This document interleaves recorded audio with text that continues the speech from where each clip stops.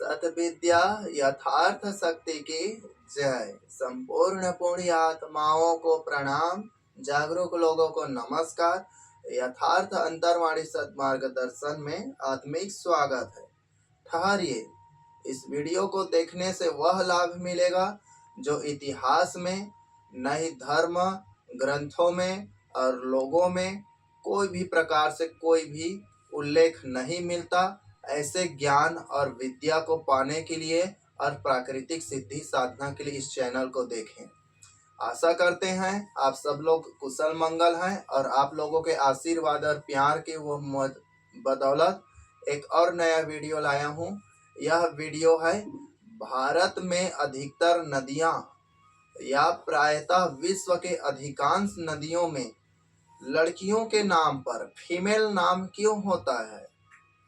इसमें बहुत ही गहरा आध्यात्मिक चिंतन और मानव इतिहास का जो धार्मिक कालखंड है वह छिपा है। इस नदी के माध्यम से आप प्राचीन समय के जो धार्मिक खंड है, कालखंड है, उसके बारे में आप अनोखा कुदरती जानकारी जानने वाले हैं।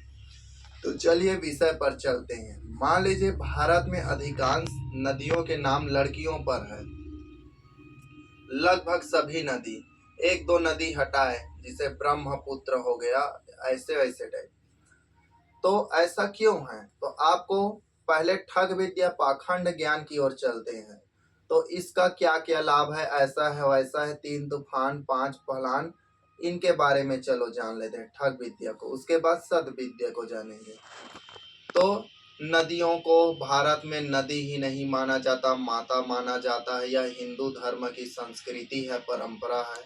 नहीं, यह हिंदू धर्म की संस्कृति परंपरा नहीं। हिंदू तो विदेशी धर्म है। यहाँ का मूल धर्म सिंधु धर्म है। सिंधु धर्म से हिंदू धर्म चोरी करके बनाया है, इसलिए यहाँ सिंधु धर्म की सभ्यता था यह नदियों के लड़की का नाम होना। और सिंधु धर्म एसटी एससी ओबीसीयों का धर्म है और हिंदू ब्राह्मण ठाकुर बनियों का धर्म है। इसे हमें स्पष्ट दूध और पानी की तरह जानना होगा, तब आप वास्तविक चीज को जानेंगे। अभी हमें वर्तमान में ऐसा लगता है कि इस देश में औरतों का बहुत ही सम्मान होता था, इसी वजह से नदियों का नाम भी औरतों पर रख दिया है।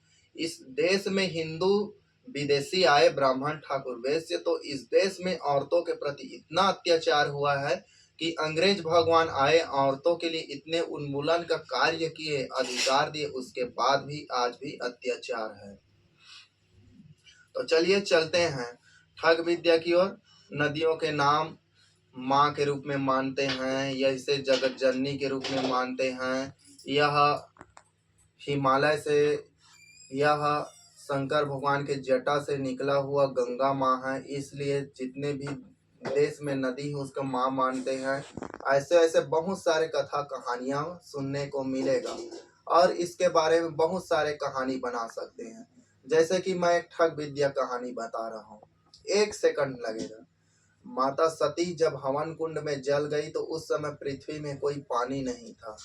तो माँ सती का जो अंग जला तो उनके जो आंख से आंसू बहा वह पृथ्वी में टपका। उसी दिन से पृथ्वी में पानी का निर्माण हुआ और उसी दिन से पृथ्वी में जीवन की उत्पत्ति हुआ। इससे पहले कोई जीव नहीं था और पृथ्वी में जल नहीं था। तो माँ सती का जो आंसू है पृथ्वी में गिरा, तब से पृथ्वी में पानी आया और उसी दिन से जीवन संभव हुआ।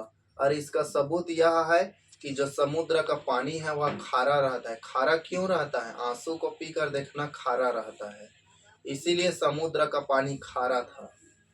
और बाकी नदियां दिया का पानी बहते बहते या धरती के नीचे से निकला है, इसलिए वह मीठा रहता है। बोलिए ठग नारायण कथा का नाश हो। तो इस प्रकार से हम कथा कहानी काल्पनिक रचते हैं, यह वास्तविकता से लेना देना नहीं है। कहानी अच्छा लगा होगा, इसी प्रकार से कहानी गढ़ते हैं। जो वास्तविक चीज है उसके बारे में काल्पनिक चीजों को जोड़ दो तो वो घटना जो वास्तविक है वह भी काल्पनिकमय हो जाता है। हमारे दृष्टिकोण झूठ और मिथ्या को पकड़ लेता है। अब चलते हैं कि ठग विद्या की ओर से अब सत विद्या की ओर। देखिए, यहाँ विदेशी हिंदू नहीं आए थे, तो यहाँ मूल निवासी सभी लोग आदिवासी थे, ST SC OBC। तो यहाँ के लोग नदी को माँ के रूप में मानते थे। उसका वजह यह है कि जिस प्रकार से माँ अपना दूध पिलाकर पालती है, उसी प्रकार से बिना पानी से जीवन संभव नहीं था। तो जो पानी है उसको माँ के रूप में इसलिए उसको दूध के समान मानती थी, उसको जीवन का अमृत या जीवन दाता मानता था। उसी प्रकार से नदी किनारे ही जितने भी सभ्यता है, लोग हैं, वो सारे नदी किनारे ही बसते हैं। आज विश्व के सभी शहरों को आप देखना, चाहे चाहे कोई भी देश का हो, नदी किनारे ही लोग जीवन बसेरा किया करते थे। क्यों? नदी के जीवन से ही मनुष्य का जीवन और जीवों का जीवन होता था।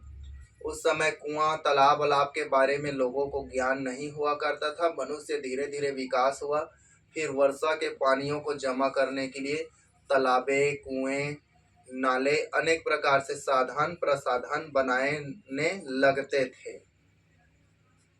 अब इसी प्रकार से नदी के महत्वपूर्ण उपयोग देखते हैं। नदी किनारे सभ्यता संस्कृति बसता था, नदी से ही लोगों को जीवन मिलता था, नदी से ही फसलें और कृषि कार्य उपज हुआ करता था, नदी से ही पूरा जीव जंतु उसके जीवन पर आधारित होता था।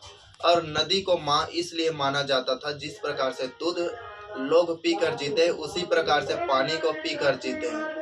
क्या नदी को माँ मानना उचित है? तो हाँ, बिल्कुल उचित है। लेकिन नदी न तो स्त्रीलिंग है न पुरुष लिंग है, उसके बाद भी हम उसको माँ मान सकते हैं। क्यों? हमारे भरण पोषण करता है। पानी हाइड्रोजन और ऑक्सीजन से मिलकर बना है, यानी हाइड्रोजन गैस और ऑक्सीजन दोनों के मिलने से यह तरल पदार्थ बन जाता है और हमें जीवन प्रदान करता है। इस पृथ्वी में हवा तो था, लेकिन पानी नहीं रहने के वजह से जीवन की उत्पत्ति संभव नहीं था। जब पृथ्वी में पानी आया, वैज्ञानिकों के अनुसार एस्टेरॉइड से, तो एस्टेरॉइडों से जो पानी जमा था पत्थरों में, वह पृथ्वी पर आया।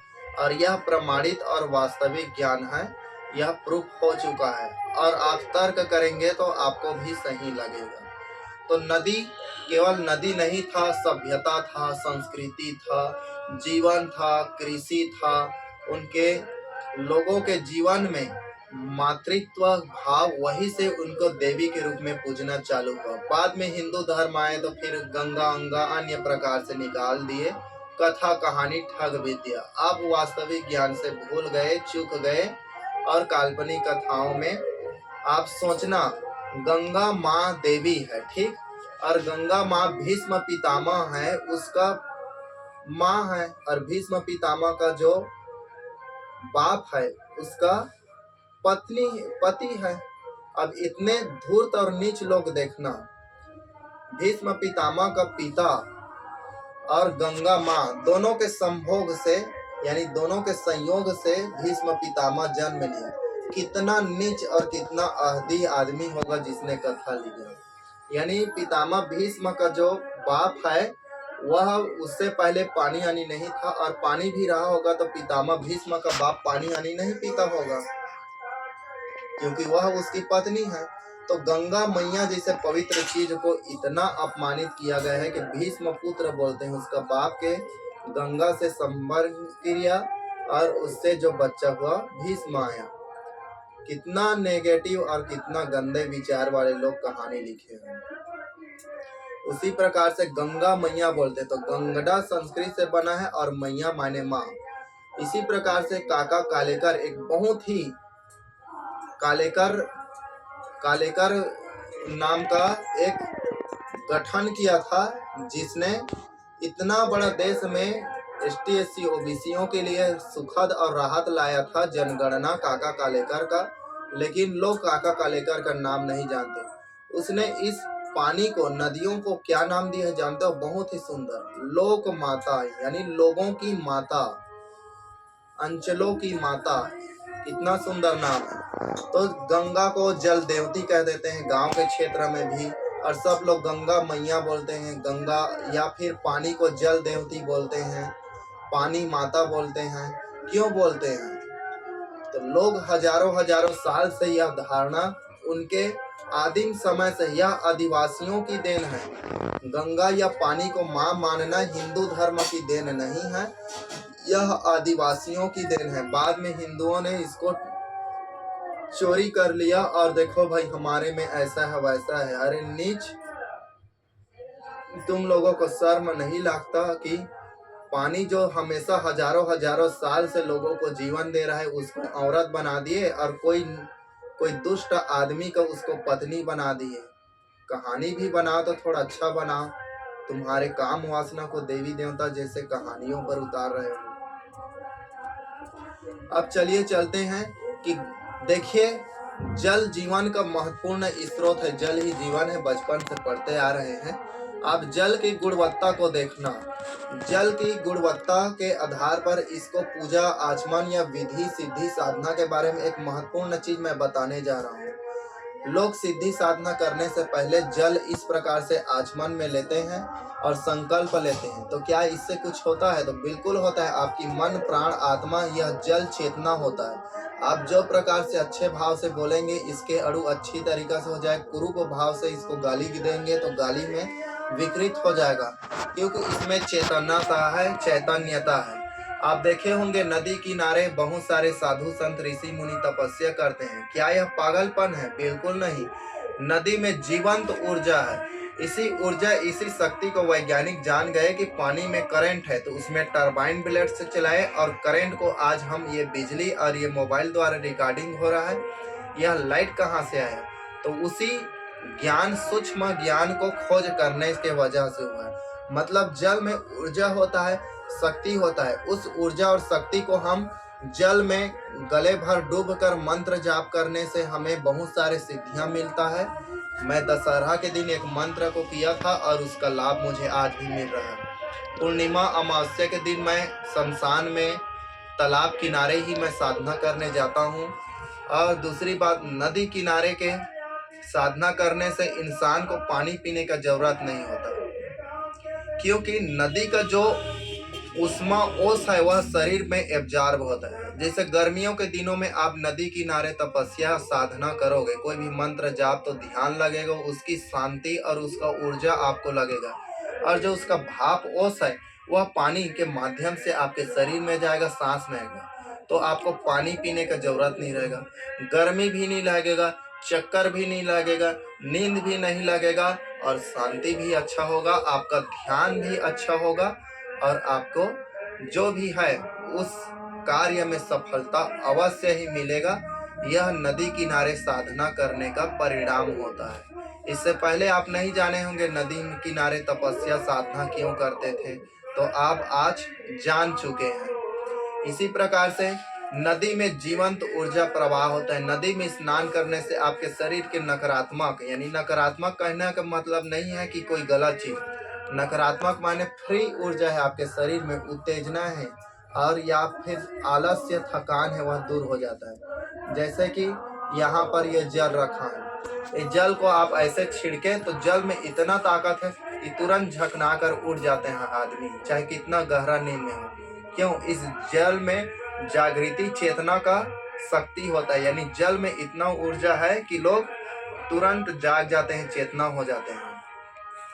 तो इसमें चेतना का अद्भुत शक्ति होता है। इसीलिए जल से आप ऐसे संकल्प करते हैं, किसी को श्राप देते हैं या कुछ भी करते हैं। जल इतना प्यारा चीज है पृथ्वी में, अगर कोई चीज अमृत है तो जल ही एकमात्र इस संसार का अमृत है। आप देखना, बहुत प्यास से तड़पते रहते हैं तो पानी को पीकर देखना, पानी में स्वाद नहीं रहता बोलते हैं, बिल्कुल होता है। प्रत्येक पानी में स्वाद होता है। पानी को एकदम तन मन आत्मा से पी कर देखना, एकदम घोर प्यास में, ऐसे लगेगा जीवन प्रिय, यह जीवन अमृत है, और अमृत जल में है, और जल बिना जीवन नहीं है। इसीलिए जल को जीवन दायिनी के रूप में पूजा जाता है। तो आपका भ्रम मिट गया होगा जल की पूजा क्यों करते हैं। तो जल की पूजा करना हमारा परमो धर्म है। यह पंच महाभूतों में से एक है। मैं पंच महाभूत का वीडियो बनाऊंगा। पंच महाभूत में से एक है जल महाभूत। जल महाभूत के बारे में जान गए, पांच वो जो पंच महाभूत है उसके बारे में अलग से वीडियो बनाऊंगा। इधर उधर हल्ला हो रहा है इसलिए वीडियो को मैं समय निकाल कर छोटा सा बनाया हूँ। आभार आप सबको। आप सब